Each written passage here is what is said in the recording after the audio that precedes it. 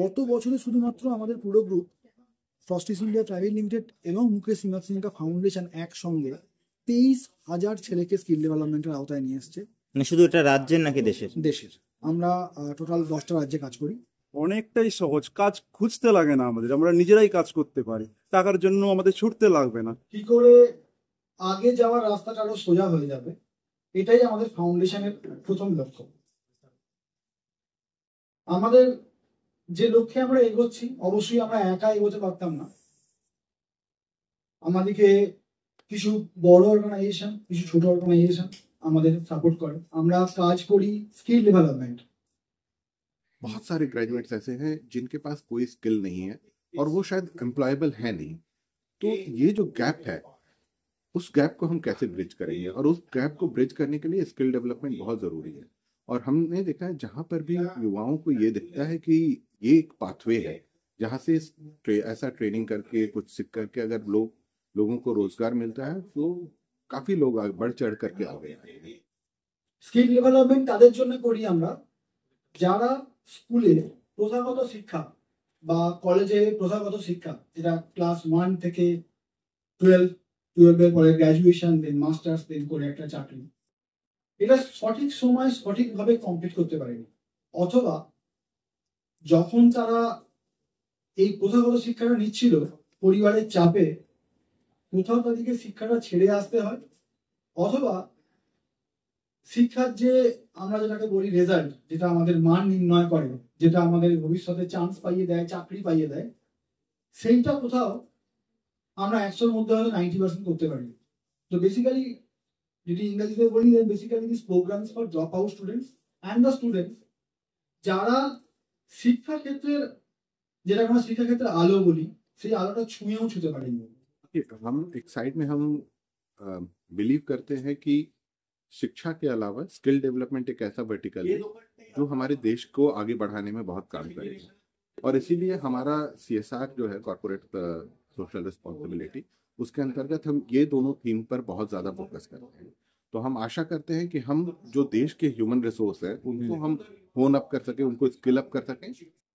সব থেকে যেটা বড় বিষয় যেটা আজকে আমরা করছি, এর আগে আমরা এতদিন ধরে আমরা স্কিল ডেভেলপমেন্ট করে এসেছি automobile, general duty assistance, ITI, engineering, agriculture, বিভিন্ন সেক্টরে। বাট গত 3 বছর ধরে আমরা কাজ করছি যেটা তোমরা আজকে করতে এসছো RPL। গত 10 বছরে আমাদেরকে কিছু অর্গানাইজেশন তাদের সাধ্যমতো সামর্থ্য জুগিয়ে গেছে। তার মধ্যে কোল ইন্ডিয়া, ইন্ডিয়া পাওয়ার, অম্বুজা সিমেন্ট ফাউন্ডেশন, ট্রেন ট্রাস্ট, এগুলোর মতো অর্গানাইজেশন আছে।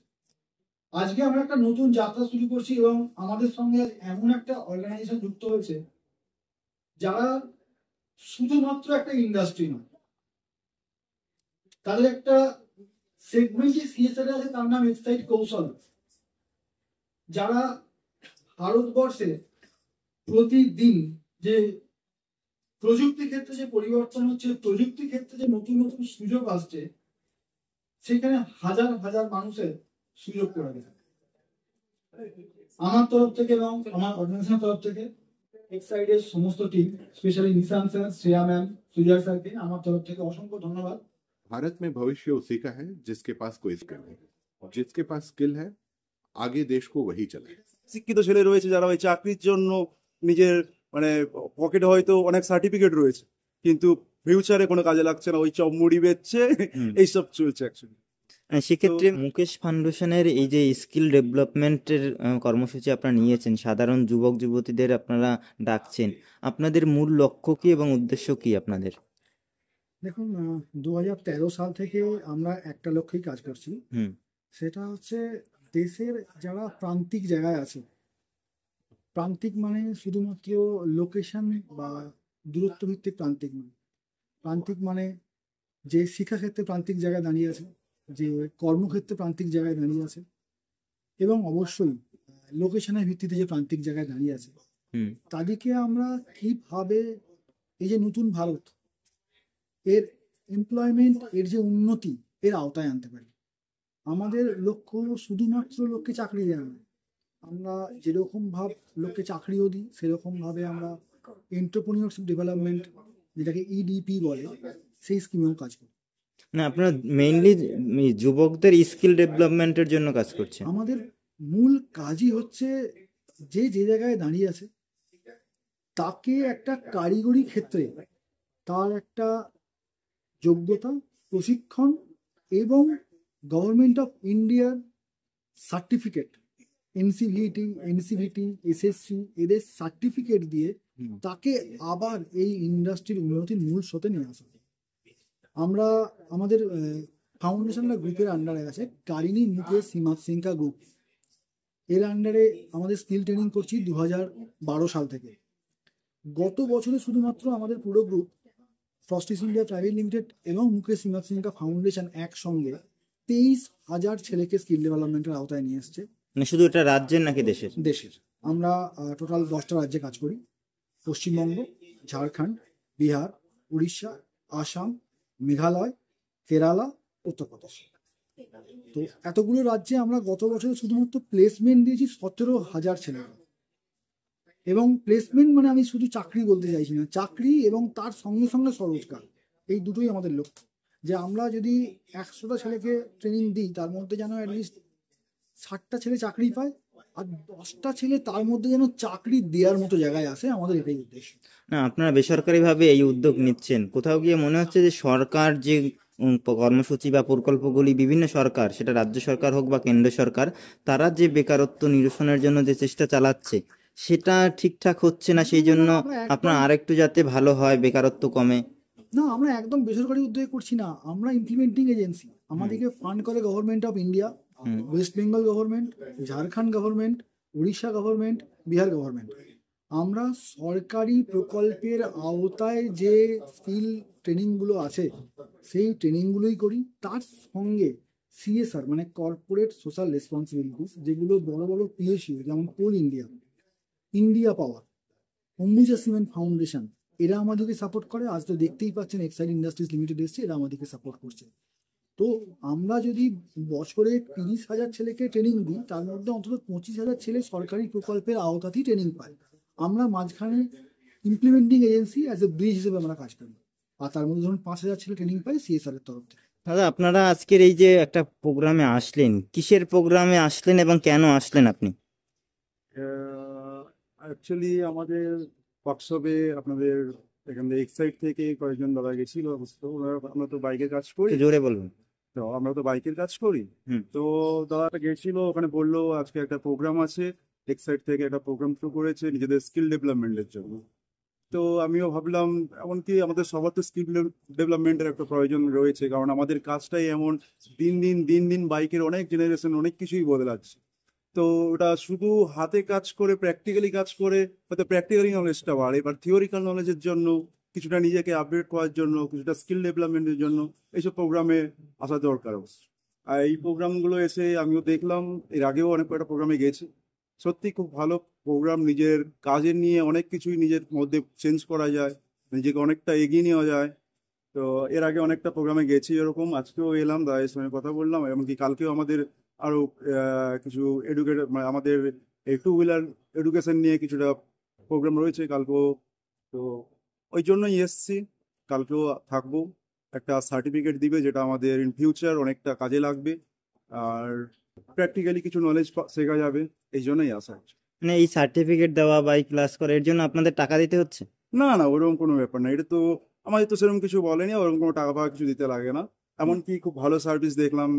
তো দাদার সঙ্গে আগে থেকে পরিচয় ছিল, দাদা বলেছিল আমাকে আসতে, আমি এলাম, দেখলাম সত্যি খুব ভালো, টাকা পাওয়া কিছু লাগে না।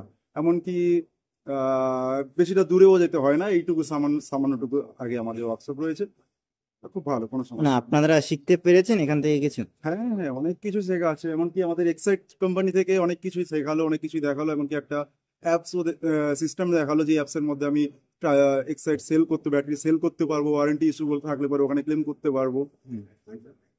এই যে আপনি ব্যবসা করছেন, নিজের দোকান রয়েছে আপনার? হ্যাঁ, নিজের দোকান এখনো না, ঠিক না। আমি এখন ওই কোথাও এখন একটা ওয়ার্কশপে কাজ করছি, একটা মাল্টি শোরুমে কাজ করছি। পড়াশোনা করেছেন? পড়াশোনা করেছি, মানে কত অবধি পড়েছেন? বেশি তো করতে পারিনি, শুধু এইচএস হায়ার সেকেন্ডারিটা কমপ্লিট করেছি। আর একটা আইটিআই করছিলাম, ওটাও কমপ্লিট করতে পারলাম না, একটু ফ্যামিলি প্রেসার। আচ্ছা, বলছি অনেকে উচ্চ মাধ্যমিক পরেই কাজের মধ্যে চলে যায়, কিন্তু কাজ পাওয়া যায় না। গ্রাজুয়েশন করে, এমএ করে, বিএসসি করে, এমএসসি করে, তারপরেও চাকরি পায় না, কাজ পায় না। সত্যি বলতে আমাদের দেশে তো শিক্ষিত ছেলের অভাব নেই, শিক্ষিত ছেলে প্রচুর রয়েছে, কিন্তু কাজের ভীষণ অভাব।